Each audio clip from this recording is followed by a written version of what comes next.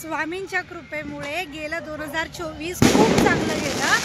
खूप चांगल्या आठवणी आहेत 2024च्या, तशाच थोड्या वाईटही आहेत. पण आपण त्या सगळ्या गोष्टींना, चांगल्या वाईट सगळ्या गोष्टींना स्वामींची कृपा समजूया आणि नवीन वर्षाचं स्वागत करूया. 2025 तुम्हा सगळ्यांना, तुमच्या फॅमिलीमधल्या सगळ्यांना सुखाचं, समाधानाचं आणि समृद्धीचं जावो, ही स्वामीचरणी प्रार्थना. श्री स्वामी समर्थ. सगळ्यांना नवीन वर्षाच्या हार्दिक शुभेच्छा. हां, मला माहिती आहे आपलं नवीन वर्ष गुढीपाडव्याला स्टार्ट होतं, पण 2024 संपून जे 2025 सुरू झालं आहे त्याच्या सगळ्यांना हार्दिक शुभेच्छा. 2024 माझ्यासाठी खूप चांगलं राहिलं. मी, तुम्ही, आपण सगळ्यांनीच 2024मध्ये बरेच चढउतार पाहिले असणार, बरेच प्रश्नांना सामोरं गेलो असणार, पण त्यातले काही प्रश्न सुटले, काही प्रश्न तसेच राहिले. पण ते राहिलेले प्रश्न 2025 मध्ये स्वामी कृपेने नक्की सुटतील, हा माझा विश्वास आहे.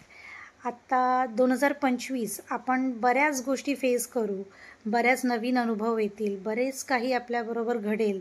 म्हणजे त्यात चांगल्या गोष्टी असतील, वाईट गोष्टी असतील, पण आपण आपली स्वामी भक्ती कायम ठेवून जे काय होतं आहे, चांगलं असू दे किंवा वाईट असू दे, ते स्वामी कृपेने होतं आहे, हा विश्वास ठेवून आपण पुढे येणाऱ्या सगळ्या गोष्टींना सामोरं जायचं आहे.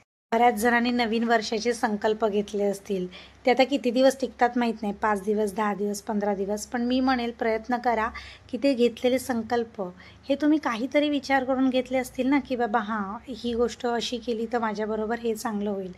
तर प्रयत्न करा जास्तीत जास्त घेतलेले संकल्प पाळण्याचा. म्हणजे 5 दिवस, 10 दिवस, 15 दिवस नाही, ते तर सगळेच करतात.